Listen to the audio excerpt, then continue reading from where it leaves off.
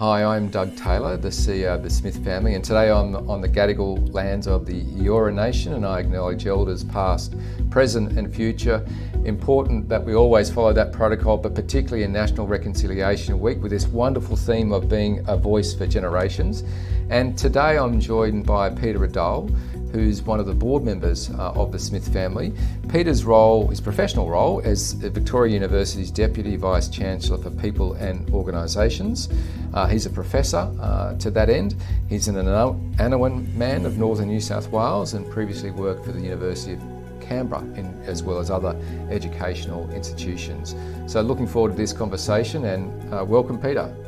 Great to see you, Doug. Thank you. Yeah, you know, Peter, that at the Smith family, upwards of 20% of the students, families and communities we're working with First Nations, and particularly thinking about learning for life. It's about 12,000 students. And we take really seriously that work and our responsibility to do that well and with elders and with communities. But tell us a bit about some of the, and you're in education as well, so tell us about some of the kind of unique challenges that First Nations young people might experience as it relates to their pursuing education.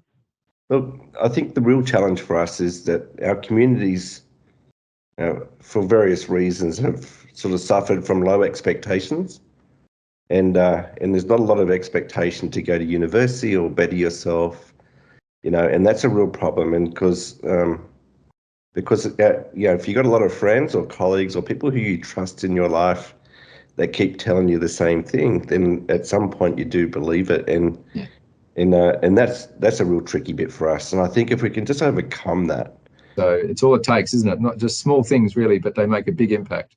Yeah, people don't realise, and I think that's something that I really treasure about the Smith family as well. You don't realise all you need in your life is just one person to care and create that opportunity, and for you to believe in that person, that person. It's National Reconciliation Week, and this fantastic theme of be a voice for generations, really kind of inspiring. What does that mean for you?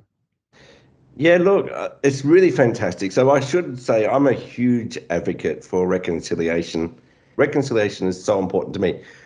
We also know that it's important to most Australians. The Reconciliation Australia put out a barometer each every 2 years, and we all know over 90% of Indigenous and non-Indigenous Australians really think the relationship is really, really important.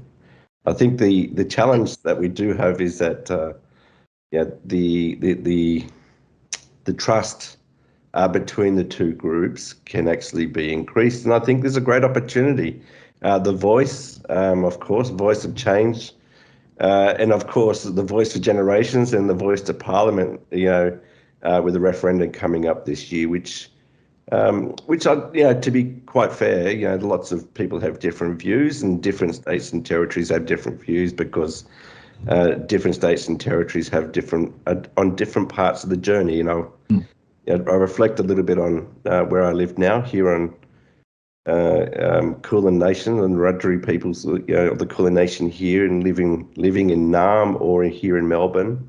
The Victorian government in 2018 introduced the first treaty legislation into Parliament. It's the first in the country. So in the Victorian context is a little bit different to the rest of Australia, but the voice to Parliament, I think, will be really, really critical thing for Australians this year. We all know the relationship's important, as I've mentioned, and I think we will actually see a big difference to Australia when and if, fingers crossed, the referendum gets up. I'm a very strong advocate for the voice to Parliament because I do think in time that will actually be the path, as similar to here in Victoria, the path to a treaty process is something that we all need. And I don't know, a lot of people don't realise that Australia is quite unique in the world, not necessarily in a good way. It's the only first world country that does not have a treaty with its First Nations people. So it'd be good to change that this year for sure. As we've talked about the voice in our team and board and with our advisory group, and we really thought, how can we be useful to the Australian community as they deliberate on this decision, and then be a good ally too for First Nations people. And that's probably not for us in taking a position, but trying to be constructive. And then I think really enabling learning. And I think that's about ensuring that the right information gets to people, because obviously in these sorts of conversations, sometimes there's misunderstandings and can be misinformation and the like. So really trying to get the right information that's clear and factual and kind of evidence-based. So there's some of the things that we're really thinking about, how we can be constructive in this really important deliberation that and referendum that we're having as a nation. I couldn't agree more, Doug. I think the more information we can give out to our students, to our families, to the community, to our staff, and just let them inform themselves about what the voice is and how it's going to operate. Everyone's going to have a different opinion. Just in closing, I want to come back to kind of two things. Our work in education, but also the kind of the long and difficult work of addressing racism. So, I recently was at our Indigenous Youth Leadership Program graduation. Wonderful event, seeing young people complete Year 12, 49 out of 52 of those young First Nations people completed Year 12, terrific, and listening to them and their aspirations as to the work and study they want to do. It was really terribly inspiring. So I had that event, and the next day I read the Australian Reconciliation Barometer, which you referred to, and that told me at that time that 60% of First Nations people had experienced racism in the last 6 months. So I was trying to reconcile those two things, the kind of hope and the despair and the kind of the long, hard work of cultural change around racism.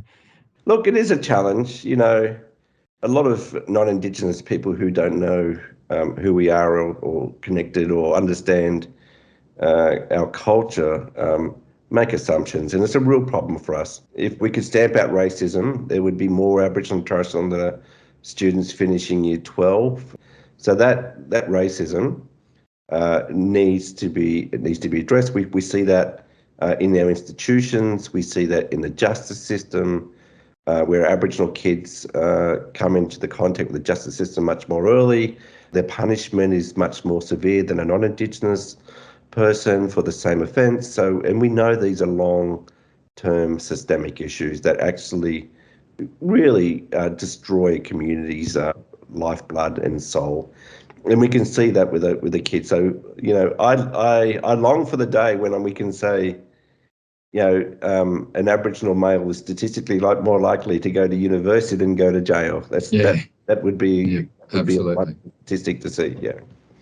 Well, let's hope we realise that, and that's what we're here for at the Smith family. That's what we're working towards in our work of addressing educational inequality, which is particularly a reality, sadly, for First Nations young people. So, Peter, thanks so much for your time today. Great to do this in National Reconciliation Week with this wonderful theme of being a voice for generations. Really inspiring, and we really appreciate your leadership, but also your insight. So, thanks so much. And thanks, Doug. I really appreciate what the Smith family does for our community. It makes a really, really big difference, and happy Reconciliation Week. So I hope you found that a helpful conversation today. Some great insights from Peter and his vast experience and great wisdom. We covered a lot of territory, the really, and some challenging territory in terms of addressing educational inequality for First Nations people, the voice and that opportunity for the Australian community, and then also thinking about the ongoing work of addressing racism and pursuit of reconciliation. So some pretty sobering topics, but really important conversations for us to have in this really important week.